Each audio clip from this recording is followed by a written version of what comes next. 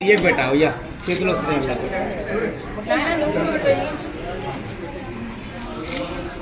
ఇది ఫోన్ అడ్డం వస్తుంది ఇది ఒకటి ప్రాబ్లం మళ్ళీ నీదే ఒక గ్రూప్ ఫోటో దిగండి అయిపోయింది ఒకసారి అయిపోయింది మళ్ళీ తమ్ముడి కదా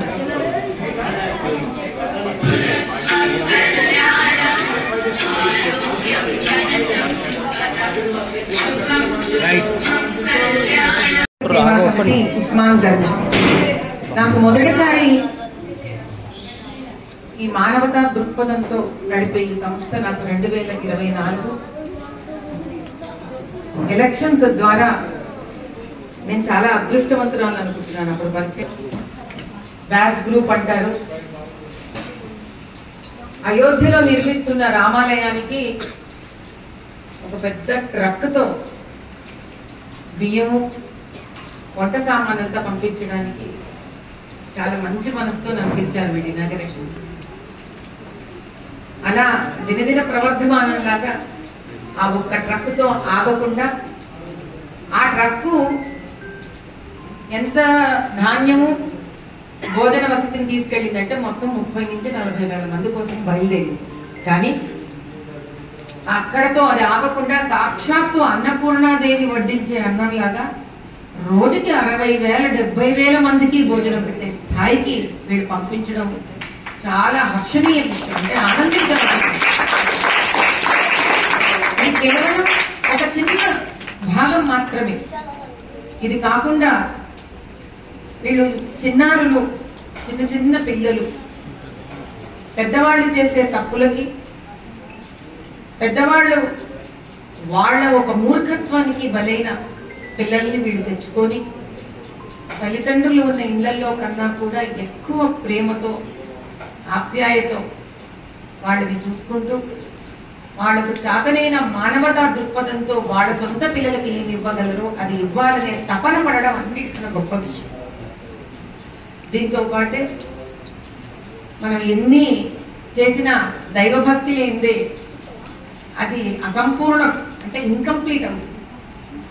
దాన్ని కూడా పూర్తి చేయడానికి అమ్మ లేదు అనిపించకుండా ఈ పిల్లలందరికీ తల్లులకే పెద్ద తల్లి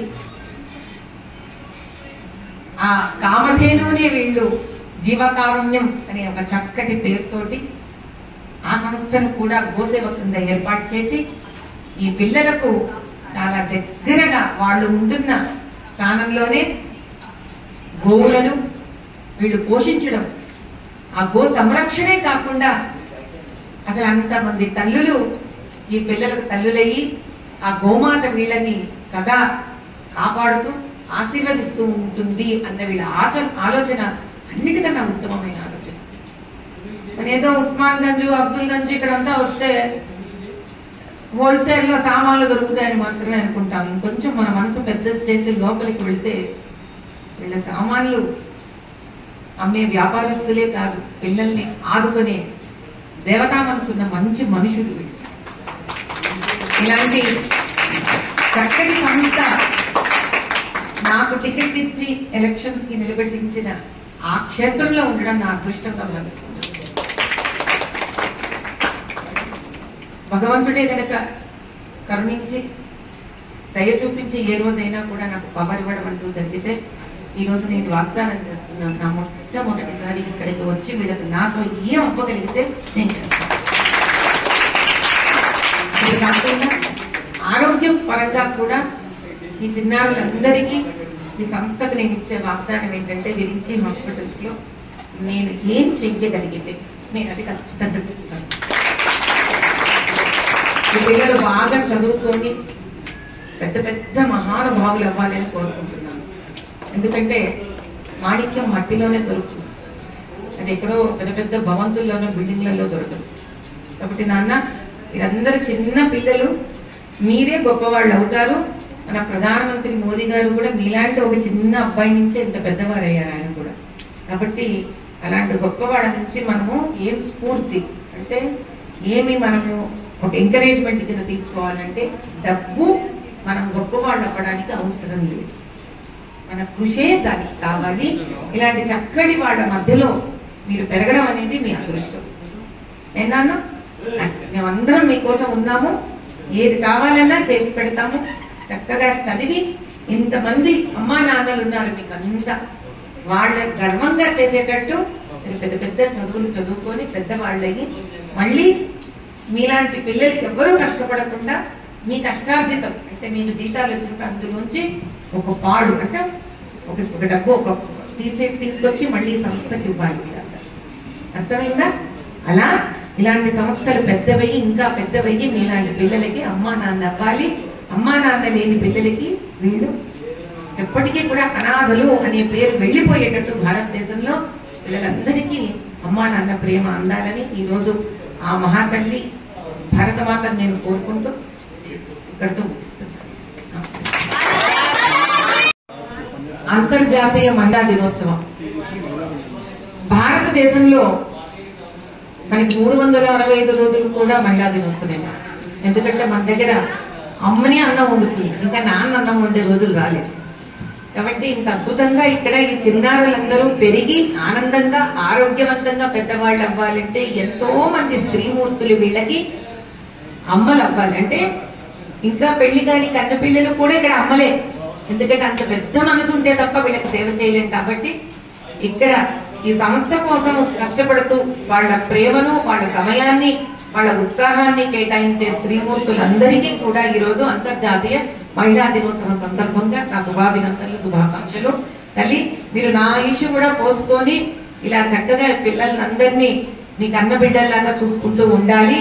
మీ ప్రేమతో వీళ్ళు మహానుభావులు అవ్వాలని కోరుకుంటున్నాను.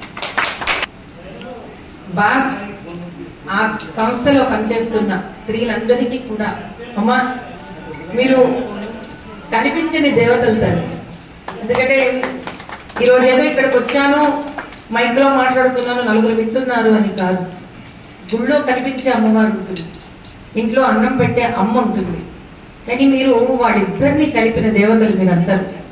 కాబట్టి మీరు ఎప్పుడూ కూడా మేమేదో చూస్తున్నాం చేస్తున్నాం వెళుతున్నాం అనుకోకండి. ఇక్కడ ప్రతి ఒక్క పిల్లవాడు పెద్దవాడు అయిన తర్వాత వాడు కళ్ళు మూసుకుంటే ఎవర్రా మీ అమ్మ అంటే మీరే కనిపిస్తారు, ఎవరు కనిపించారు.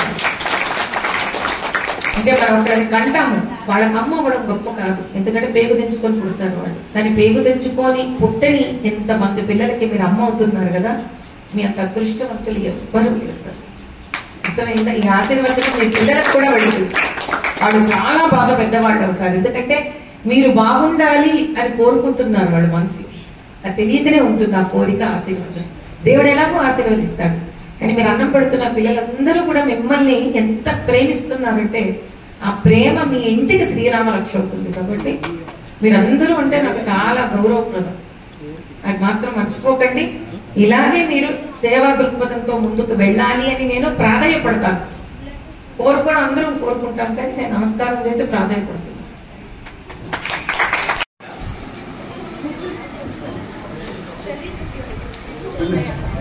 విజయభాస్కర్ అందరూ రండి.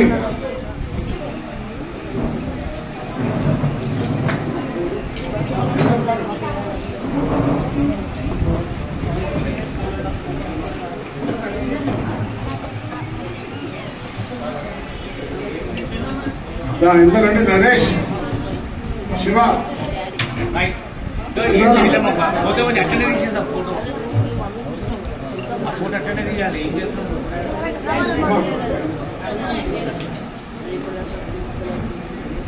అన్న సైడ్ అనురాధ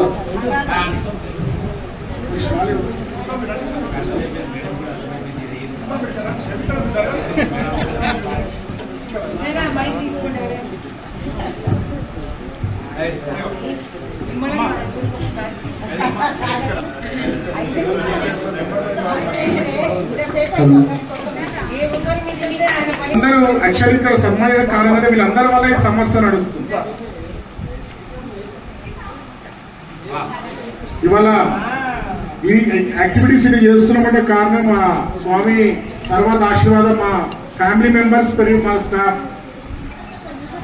కోరుచున్నాం. చేసుకుంటూ పిల్లలకి రుచికరమైన భోజనాన్ని మాకు మన పిల్లలందరికీ తినిపిస్తూ సమస్యను తీసుకెళ్తున్న సునీత గారికి తనుశ్రీ ఏఎన్ఎం నర్సు మెడికల్ పరంగా ఉన్న పిల్లలందరికీ బాగుంది. మీరాబాయి గారు ఉస్మాన్ హాస్పిటల్లో మనం చేస్తున్న ఈ సర్వీసెస్ ని ఎన్నో సంవత్సరాలుగా చాలా అందరికంటే సీనియర్ ఆమె మీరాబాయి గారు ముందుకు రావాల్సిన కోరుచున్నాం. మేడం ఉస్మాన్ హాస్పిటల్లో మనం 22 ఇయర్స్ నుంచి water service, wheelchair service చేస్తున్నాం. 15 ఇంజనీర్స్ పనిచేస్తుంది. ఇప్పుడే అట్లా మధ్యలో ఫోటో కాలేదా? తనుశ్రీ అయిందా? మన బ్యాస్ సంబంధించి అకౌంట్ సెక్షన్ అవన్నీ చూసుకుంటూ, కలెక్షన్స్ అవన్నీ చూసుకుంటున్న మన భాగ్యరాయప్ప సేవా సమితి కౌన్సిలర్ గా ఉంటూ పిల్లలకి మరియు డిపార్ట్మెంట్ కి మమ్మేటర్గా ఉంటూ ముందుకు తీసుకెళ్తున్న వారికి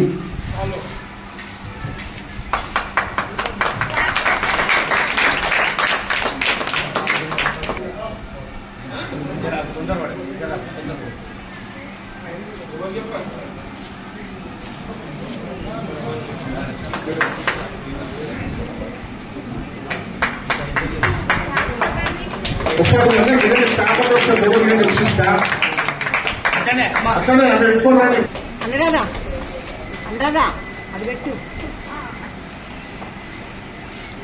అలాగే నెక్స్ట్ మా సెక్రటరీ గారు, మన సెక్రటరీ గారు సతీమణి సౌజన్య గారు ముందుకు రావాల్సిన కోరుతున్న వారు కూడా స్వామి అన్ని అందరూ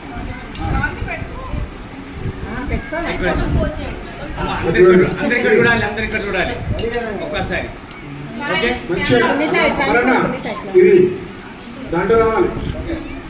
మీరందరూ రండి. సౌజన్య వీళ్ళందరూ రండి. సంజయ్ రాణి గారు ముందు రండి. ఒక్క నిమిషం అంటే ఇంకేం చేస్తుండే మొత్తం మళ్ళీ సెట్ కావాలి. శ్రవంతిజీ ఇది అన్న క్లాస్ అంతా లేడీస్